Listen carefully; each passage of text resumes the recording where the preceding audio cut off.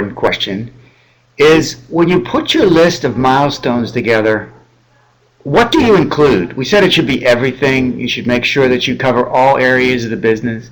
Let's just discuss that in a little more detail so we have a complete sense of, when the list is there and you look back, you say, do I have everything covered? It's kind of like a checklist on your checklist, if you will. Planning and startup. The first thing to mention, and this is in the Harvard Business Review article that I've suggested that you take a look at, McGrath and McMillan. It talks about venture milestone planning. There's a conceptual design. You need to start be thinking in your planning process about what is the product, what is the market, how are you thinking about this, and begin to be thinking on paper for others to react to and build upon what your idea of the business is. What are your conceptual expectations for the business? And so you're essentially validating the ideas with others. Before you jump right in and start opening your doors of a new business, you might as well check the ideas out. And that's what this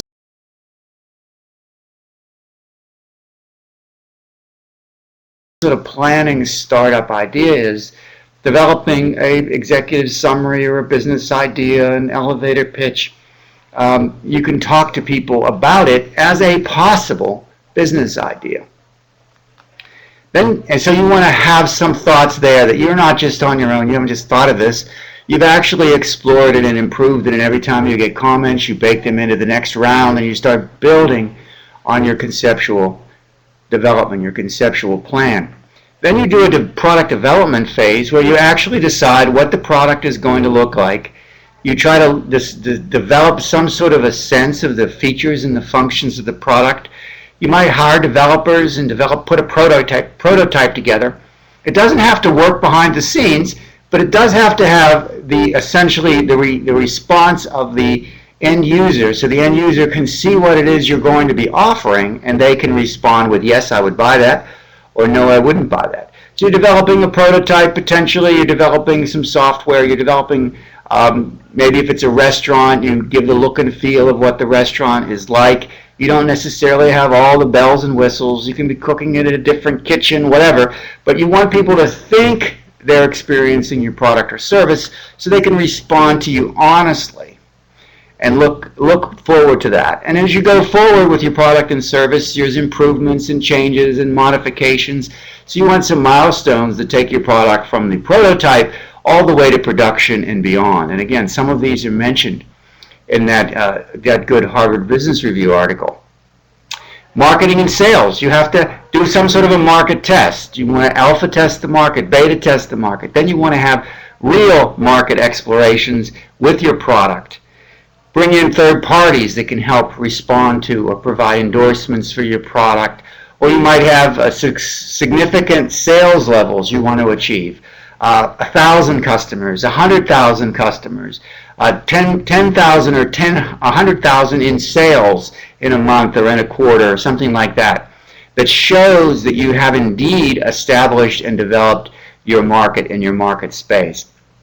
And then you might want to take into account price changes that you might have to have as you reach beyond your initial customers that maybe are willing to pay a certain price, but as competitors start to respond to you, you might have to make some adjustment to pricing. So there's those kinds of things that you include as well as you're thinking about what sorts of milestones. So far we've had products, we've had markets, we've had startup.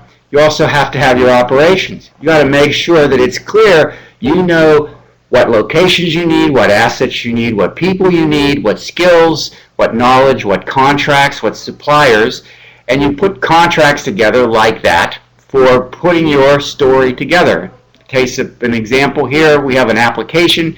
You might have an agreement with an Android developer, with Research in Motion, the BlackBerry people, Apple, or some subset of them. And you might want to say you need customer satisfaction at a certain level, you have good quality and all of those kinds of standards. Then you want some business performance objectives. You close a financing, you've reached a certain level of sales, you've reached a certain level of profit, you've maybe broke even on cash flow. You've reached a critical mass where you have enough customers, enough sales, enough profits that you can fund your operations and continue to invest in your growth.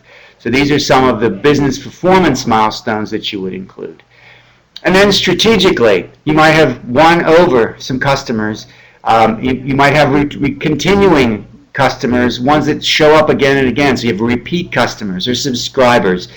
You might have competitors and you want to show that you can respond with your pricing to what a competitor might come in and charge for you. Or you might want to protect your intellectual property by having a patent granted, or to have some sort of a trademark that is accepted, and those sorts of things that allow you to protect your strategic positioning.